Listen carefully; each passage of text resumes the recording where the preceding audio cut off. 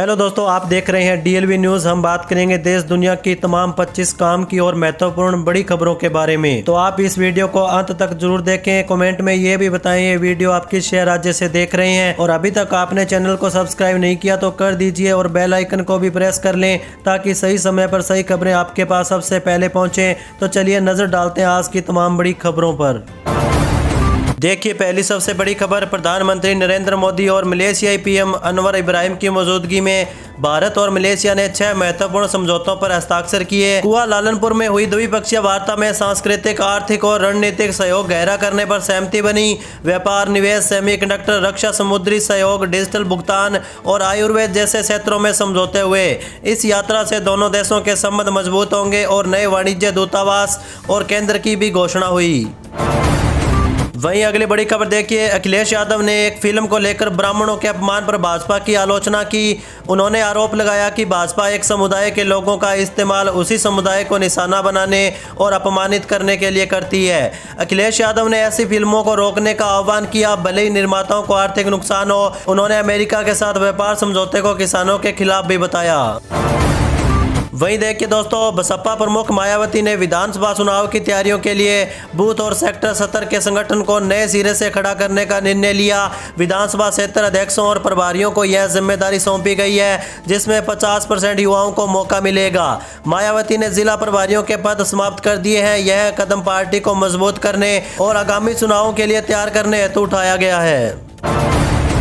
चलिए अगला अपडेट देखिए, बिहार सरकार ने भूमि सुधार जन कल्याण संवाद 2025 के बाद भूमि विवादों में पुलिस की भूमिका पर नए दिशा निर्देश जारी किए हैं। ये निर्देश थाना सत्र पर प्रभावी हस्तक्षेप, कानून व्यवस्था बनाए रखने और नागरिकों को त्वरित राहत देने के उद्देश्य से है। पुलिस अब दखल, कब्जा या निर्माण की अनुमति नहीं देगी, केवल सक्षम प्राधिकारी के आदेश पर ही कार्रवाई करेगी।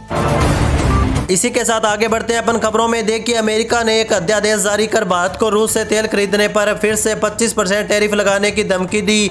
हालिया ट्रेड डील के बावजूद अमेरिका भारत के रूसी तेल आयात की निगरानी करेगा। वहीं अगली बड़ी खबर देखिए, राजधानी दिल्ली में सार्वजनिक परिवहन को सशक्त और पर्यावरण अनुकूल बनाने के लिए रामलीला मैदान से 500 नई इलेक्ट्रिक बसों का शुभारंभ किया गया। भाजपा के राष्ट्रीय अध्यक्ष नितिन नवीन और मुख्यमंत्री रेखा गुप्ता ने संयुक्त रूप से इन्हें हरी झंडी दिखाई। इस पहल से दिल्ली देश की सबसे बड़ी ई बस सिटी बन चुकी है, जो स्वच्छ परिवहन की दिशा में एक महत्वपूर्ण कदम माना जा रहा है। वहीं दोस्तों देखिए, किसान क्रेडिट कार्ड को लेकर मुख्यमंत्री योगी आदित्यनाथ ने एक कार्यक्रम में कहा कि अन्नदाता किसान जब पहले किसान क्रेडिट कार्ड केसीसी के माध्यम से लोन लेने जाता था तो 25 दिन से लेकर 1 महीने तक का इंतजार करना पड़ता था, लेकिन अब वही किसान ई केसीसी के माध्यम से मात्र 5 मिनट में लोन सुविधा पा सकते हैं। वर्ष 2026-27 के लिए जो हमारा कृषि लोन 3 लाख करोड़ है, यह पहले की तुलना में 13% बढ़ चुका है। यही सुशासन और इसी दिशा में हमें और मजबूती से आगे बढ़ना होगा। वहीं देखिए, जम्मू कश्मीर सरकार ने विधानसभा में पुष्टि की है कि आगामी वित्तीय वर्ष में प्रदेश में कोई नई शराब की दुकानें नहीं खोली जाएंगी। वित्त विभाग ने विधायक अर्जुन सिंह राजू के प्रश्न के लिखित उत्तर में यह जानकारी दी। सरकार ने मौजूदा दुकानों से पिछले 2 वित्तीय वर्षों के राजस्व का विवरण भी प्रस्तुत किया। साथ ही स्पष्ट किया कि लाइसेंस केवल जम्मू कश्मीर डोमिसाइल धारकों को ही जारी होते हैं।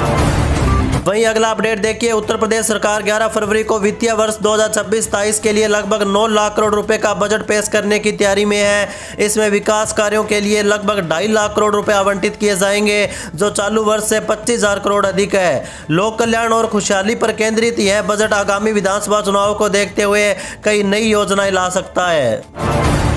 चलिए आगे बढ़ते हैं अपन खबरों में। देखिए, केंद्रीय जल शक्ति मंत्री CR पाटिल ने जयपुर में कहा कि सिंधु नदी का पानी पाकिस्तान को नहीं दिया जाएगा। देश के जल संसाधनों का उपयोग पहले भारत के हित में किया जाएगा और इस दिशा में सरकार ठोस कदम भी उठा रही है। पाकिस्तान जाने वाले पानी को रोककर देश के विभिन्न राज्यों को दिया जाएगा। वहीं देखिए, केंद्रीय गृह मंत्री अमित शाह ने भारत अमेरिका अंतरिम व्यापार समझौते को देश के तेज विकास इंजन को नया बल देने वाला बताया। उन्होंने कहा कि यह समझौता विकसित भारत के विजन को साकार करेगा और मेक इन इंडिया किसानों, MSME और स्टार्टअप को लाभ पहुंचाएगा। इससे युवाओं और महिलाओं के लिए रोजगार के अवसर भी बढ़ेंगे। समझौते के तहत अमेरिका भारतीय वस्तुओं पर शुल्क भी घटाएगा, जबकि भारत अमेरिकी उत्पादों पर शुल्क कम करेगा। वहीं अगली बड़ी खबर देखिए, असम में कांग्रेस के 3 सीनियर नेताओं के खिलाफ एफआईआर दर्ज करने के आदेश दिए गए। असम कैबिनेट ने हाल ही में एक रैली के दौरान महिलाओं के प्रति को कथित तौर पर आपत्तिजनक इशारे करने के मामले में कांग्रेस के सीनियर नेताओं देवव्रत सैकिया, भूपेंद्र कुमार बोरा और मीरा बोरा ठाकुर के खिलाफ मामला दर्ज करने का निर्देश पुलिस को दिया। चलिए अगला अपडेट देखिए, कांग्रेस के पूर्व अध्यक्ष राहुल गांधी ने लोकसभा सदन राजेश रंजन उर्फ पप्पू यादव की गिरफ्तारी पर सवाल खड़े किए। राहुल गांधी ने पप्पू यादव की गिरफ्तारी को राजनीतिक प्रतिशोध करार दिया। राहुल गांधी ने शनिवार को कहा कि बिहार में नीट आकांक्षी की मौत के मामले में इंसाफ की आवाज उठाने पर पप्पू यादव को डराया और धमकाया जा रहा है। पटना पुलिस ने 35 साल पुराने एक मामले में निर्दलीय सांसद पप्पू यादव को गिरफ्तार किया।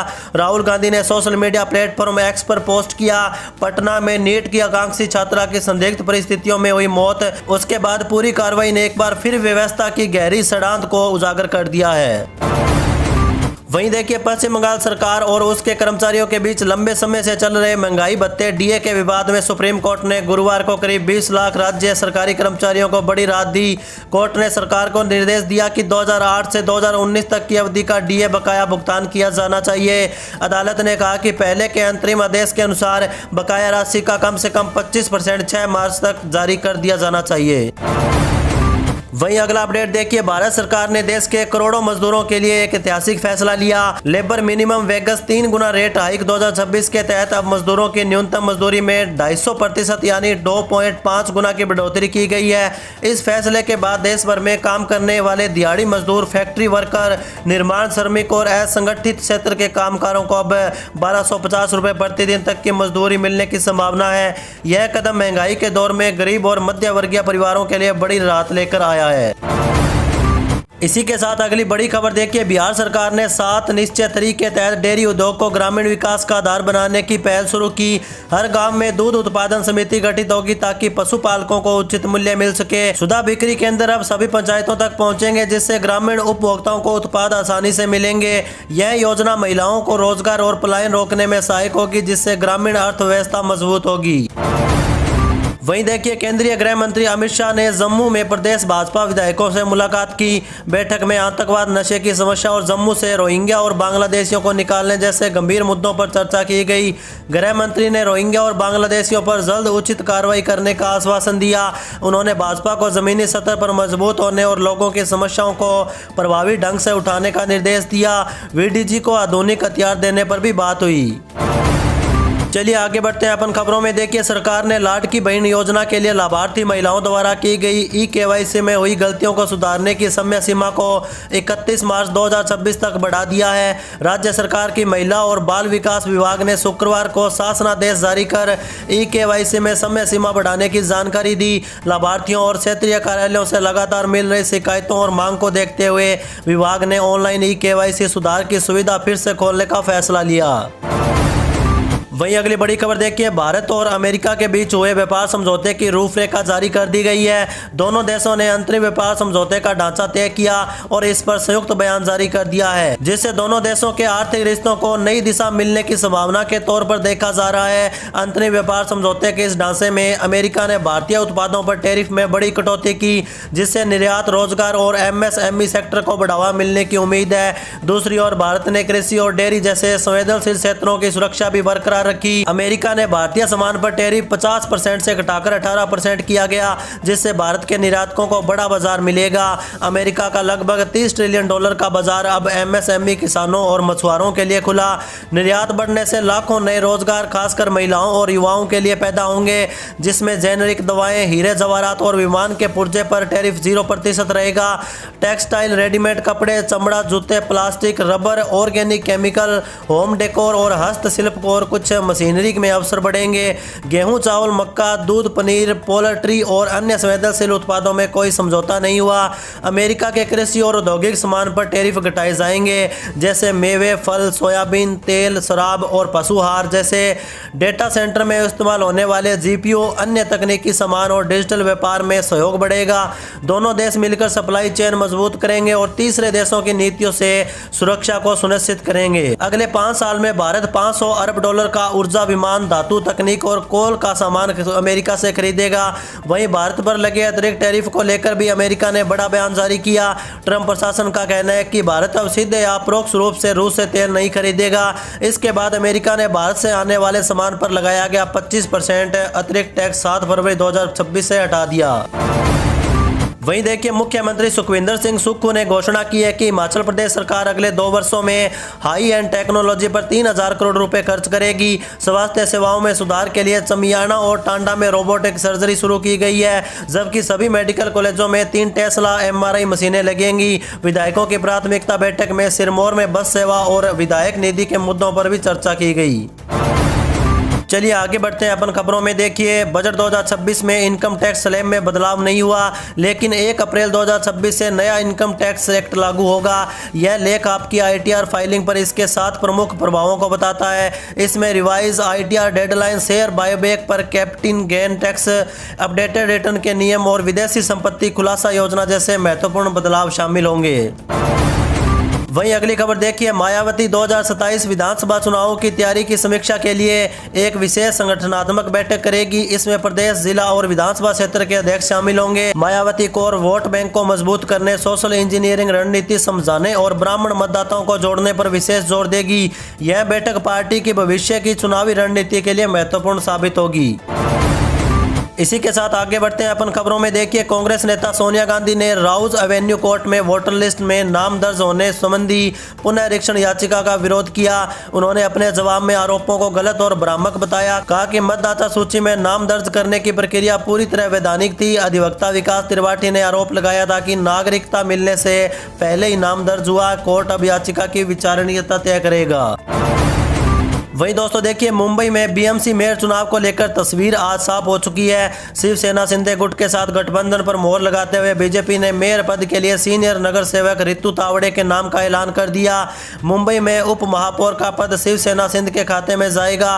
पार्टी ने संजय घाटी को अपना उम्मीदवार बनाया। दोनों ही प्रत्याशियों ने शनिवार को नामांकन के आखिरी दिन अपना पर्चा दाखिल किया।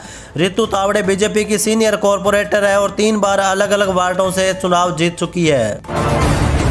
चलिए आगे बढ़ते हैं अपन खबरों में। देखिए, जम्मू और श्रीनगर में शहरी बुनियादी ढांचे को बढ़ावा देने के लिए 277 स्मार्ट सिटी परियोजना शुरू की गई है। आवास और शहरी विकास को 2026-27 के लिए 2809 करोड़ आवंटित किए गए। अमृत 2.2 के तहत जल आपूर्ति और सीवरेज की 90 परियोजनाएं स्वीकृत है, जिनमें से 17 पूरी हो चुकी है। शहरों में 200 ई-बसें चल रही है और 200 अतिरिक्त खरीदी जाएंगी। अपशिष्ट जल प्रबंधन और पार्किंग जैसी कई अन्य परियोजनाएं भी प्रगति पर है। वहीं अगली बड़ी खबर देखिए, सरकार ने किसानों के लिए फार्मर रजिस्ट्री शुरू की है, जिससे PM किसान सम्मान निधि की किस्तें और किसान क्रेडिट कार्ड लोन प्राप्त करना आसान होगा। यह डिजिटल रजिस्ट्री बिचौलियों को खत्म कर पेपरलेस लोन प्रक्रिया सुनिश्चित करेगी, जिससे बैंकों को किसानों का पूरा डेटा मिलेगा। दरभंगा में किसानों को भूमि रिकॉर्ड त्रुटियों का सामना करना पड़ रहा था, जिसे यह ID हल करेगी। यह किसानों को सरकारी योजनाओं का पारदर्शी और सीधा लाभ प्रदान करेगी।